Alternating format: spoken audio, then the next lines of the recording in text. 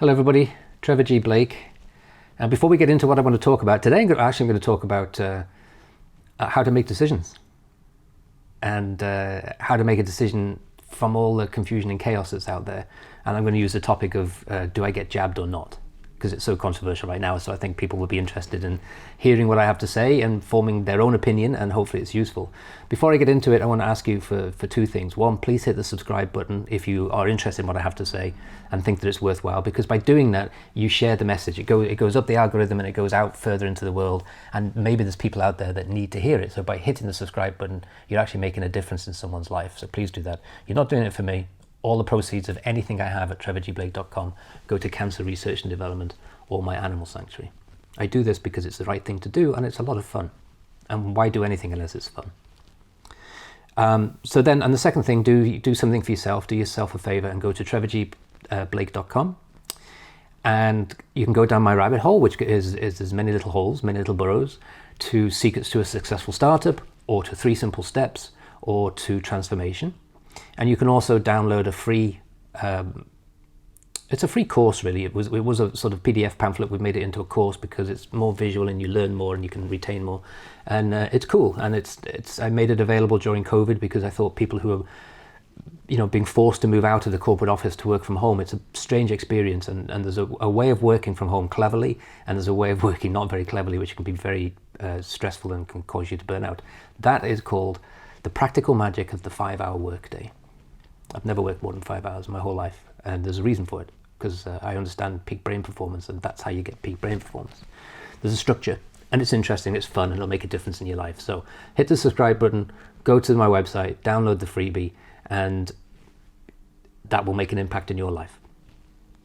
So let's talk about today's topic, which is how do we make good decisions in all the chaos and confusion that's out there. And there is a lot of chaos and confusion. And it's because we're going through a real shift in energy right now. We're going through what we're calling the great age of transformation. And we're shifting from one type of energy, which was a more sort of slow but organized energy, into one that's really fast and a little chaotic. And so we see chaos now in everything. We obviously see it in politics. Well, it's always been chaotic in politics, but we're seeing it even more so. We observe it more acutely now, I think. And we're seeing it in, obviously, world events, also in climate, also in lifestyle, entertainment, media. Everywhere you go, we're seeing this sort of move away from slow organization to fast chaos, and it can be a bit overwhelming. It's hard to decide which information is trustworthy and which isn't. And so that's what this topic is really about. And I'm talking about it as a practical, pragmatic entrepreneur, which I think is interesting. So I believe that science, spirit, and business are all one. I can't imagine I would have had the success I've had, and I've had quite a lot of success in business. I can't imagine I would have had it if I hadn't also been equally passionate about quantum physics and spirituality. And whenever I meet anybody else who has some success, whether it's in business or whether it's in art or music or somewhere like that, our conversations go on for hours about quantum physics and spirituality, and only for a few minutes about business. And I think that says it all. So let's get to the crux of this question. Let's use the most controversial topic of the moment, vaxxers versus anti-vaxxers, and should I get the jab and everything. And it's interesting, I'm using this topic because I get asked that question. People ask me, do you think I should get the vaccine? How the hell do I know? I'm a businessman. But this is what we tend to do as humans.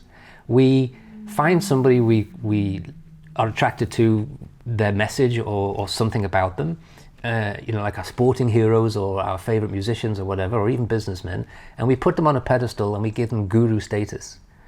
And they become like an icon, they become like a god. And so I get asked things like, what do I think is going to happen to Bitcoin? Is it going up or down? And my answer is always the same, yes. It's going up and down, it always will. I don't know, I'm not a financial advisor. And so I get asked the question, what do I do about the vaccine? And it's just because people want authentic, honest answers, which it's really hard to get anywhere anymore. And so my answer is always the same, and it's a bit condescending and it doesn't go down very well. I say, you make your decision for you. And the reason I say it like that is that is the secret to making optimal decisions, the right decisions for you. And to get to that, we have to get into a little bit of science and a little bit of spirituality at the same time, actually. So we live in this chaotic world where the energy shifted from organized and slow to fast and spiraling. Doesn't matter whether you believe it, it's happening all around you. One of the foundations of magic is to have good observational skills. And so if you don't believe it or haven't seen it, go to the strip mall and look at all the changes going on. Go to the car dealership and look at all the changes in transport. Look at all the changes in the way that we get entertainment. Look at the changes in politics. Hasn't that changed in the last few years? Look at all the changes around, and you can see there is this chaos, and it's so chaotic. It's changing. Look at we can use COVID as an example. And my mother country, Britain, I've lost count of how many changes they've made to the policies for how to handle COVID. I think they must be on plan number 30 or something like that. And the only conclusion you come to is, I thought these people would have already had a plan for a pandemic and they just roll it out. What have they been doing? But no, they're making it up as they go along because it's chaos and they're caught up in the tornado. And the statistics make them change their minds every 5 seconds. 1 minute they have a country that they call the red list country, and then it's an amber, and it's back to red, and then it's green, and then the policies change. And the results of that is that people who aren't caught up in the tornado, people who are outside of it, they get hurt by it. It costs them financially and physically and spiritually because they get left behind, and they don't get served well. So we're seeing that chaos everywhere. And so one of the challenges is that as a human, we're a 3-dimensional 5-sensory being, and it sounds fantastic, but it's very, very limited. And to prove it's limited, we know scientifically that we get bombarded by 2 million bytes of information every moment. 2 million. But guess what? Our brains can only handle 147. Hardly any. It's like a drop in an ocean. And that's a double-edged sword. On the one hand, that sounds very limited. On the other hand, wouldn't it be wonderful if we could filter in a little bit more? What experiences, what dreams would we have? And the filter is here at the back of the neck. It's called the reticular activation system, a group of nerve cells that's called the reptilian part of the brain, and it's only found in humans and reptiles, which is interesting. And what that does, it has no emotion. It doesn't decide what's good or bad.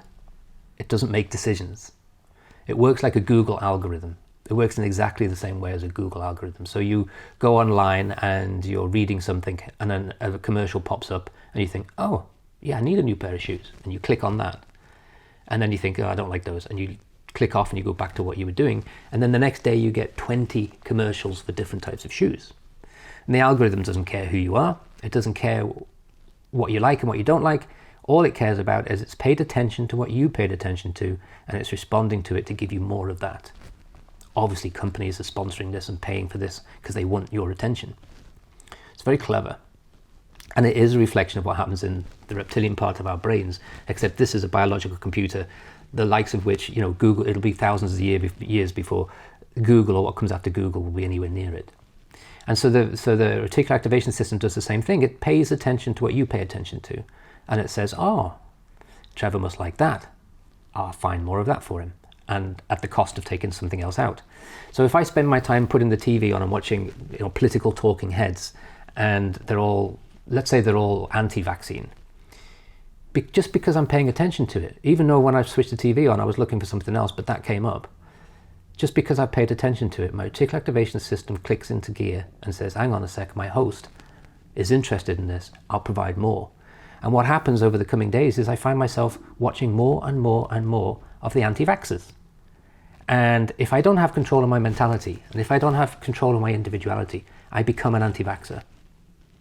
That's how it happens. And the reason I become an anti-vaxxer is that we have another group of cells here called the mirror neurons, and they work like a tractor beam.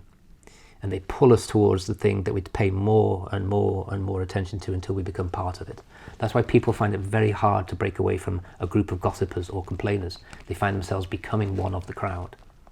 That's why it's very hard to be in a crowd who are all chanting for their team and not get caught up in the emotion. This is what our brain does for us. It thinks it's doing us a favor. It's just trying to help us.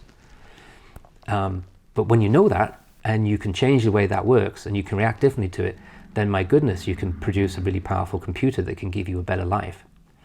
And so what I like to do is I like to expose my brain to both sides of the story. In fact, every story has more than two sides, has many sides. And I also like to expose my brain to facts, not people's opinions, not talking heads, not assumptions, certainly not sensational news headlines. So for me to make my decision for Trevor Blake about do I get jabbed or don't I get jabbed, and it's a private decision and no one will ever know, unless I choose to tell people, and I'm not. I looked into the ingredients in the vaccines and I made a decision. Does this chemical do good or harm? Is this going to make any difference? And I looked at the way the research has been done to produce these really smart, I have to say smart and quickly produced vaccines. And I also exposed myself to the conspiracy theorists who think that this is all a big government plan to put microchips in people. And it doesn't take long to look at that stuff and realize that these people really need to stop drinking whatever it is that they're drinking. But it's fun, and expose myself all to that. And so my RAS is giving me a balance instead of just one thing all the time. Think of it another way, okay, so how this works. So we all have had the experience of you've never noticed a particular brand of car before, and then a friend buys it, is so excited, you get caught up in the excitement, mirror neurons, and you go for a drive with them. And then the next day you see the same make and model, but also the same color everywhere you go. And you always say the same thing, I've never seen that car before, I've seen it everywhere now. They must have a deal on or something. That's how the reticular activation system works. It filtered it out before because it wasn't important to you. Now you've paid attention, but it's showing you, there's one, there's another one. You wouldn't have noticed otherwise. This is what goes on. We become more and more towards the thing that we're paying attention on. And that's how you end up with these people who go on one side of the table or the other, because they're not in control of their mentality or their individuality.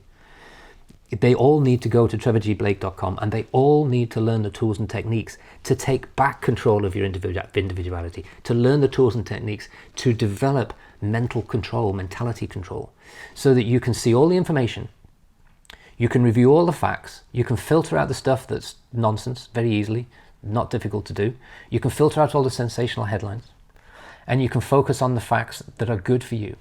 And then when you make that decision, you make it with your intuition. You say, okay, based on the thousands of bits of information I've been receiving in the last week, based upon all the stuff I've heard from my lunatic friends, I think I'm going to do this. And it's your decision, and because it's your decision, it's the right decision for you. Okay? Another thing happens in our brains. Our brains create thoughts. And we live in a world that's all energy. Everything you can see in this screen now is energy. The pictures behind me, my head, the computer, the microphone, everything is energy. And so are our thoughts. And the thing about energy is that it can't be created or destroyed. It can only be converted, and typically thoughts are converted into the material equivalent or their experience of themselves. So our lives become the sum total of all the thoughts we've had up to this point in time, and there's no one to blame and no one to congratulate except yourself. It can take people a long time to come to terms that they're responsible for their lives. It's really hard to, especially sometimes when not good stuff happens, it's hard to take responsibility and say, I did that to myself. But it only takes a tiny little change to change everything. A little small change changes everything, and that's something you can find out at trevorgblake.com. And so when we have these thoughts, let's say what the thought is, I'm against a vaccine, and I put it out there, that against thought will give me experiences to be even more against the vaccine. So guess what? The next day, I don't notice the headline, assuming that you read headlines. I don't notice the headline that says the ICUs are getting full of COVID patients, but they're all people who haven't been vaccinated. That gets filtered out.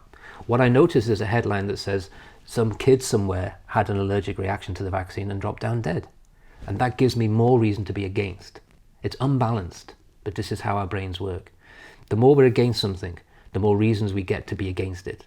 I always use the example of debt. The more we respond negatively to debt, the more chaos happens around us that causes us to go deeper in debt. And the same thing happens here.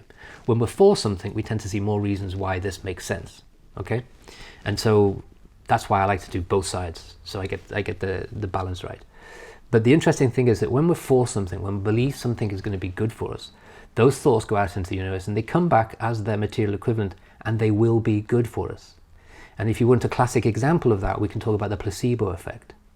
When people are in a clinical trial and some people are given active ingredients and some people are given sugar in the form of a tablet or something like that, the placebo effect is 30%. And that means that 30% of the patients that didn't get the active ingredient got the same beneficial effects as a drug, or more. And so our three-dimensional five-sensory experience allows us to get benefit from the things that we are positive about, the things we're for. And if we're against things, let's say you're against the vaccine and then you get jabbed, you're forced or bullied into getting jabbed, because you're against it, it's not likely to be a positive experience. But if you're for, being healthy, not against the virus, but for being healthy, and then you're forced to have the jab, it's more likely that the jab is just going to happen and you won't notice any difference. That's just the way the world works. It sounds a little new agey, but actually it's science. It's pure physics. Energy can neither be created nor destroyed, only converted into another form. Energy into matter and vice versa. And so that's my answer to the question. It sounds like a lot of hard work, but once you get the habit of getting balanced information and focusing on facts, not sensationalism, then it's much easier to make intuitive decisions.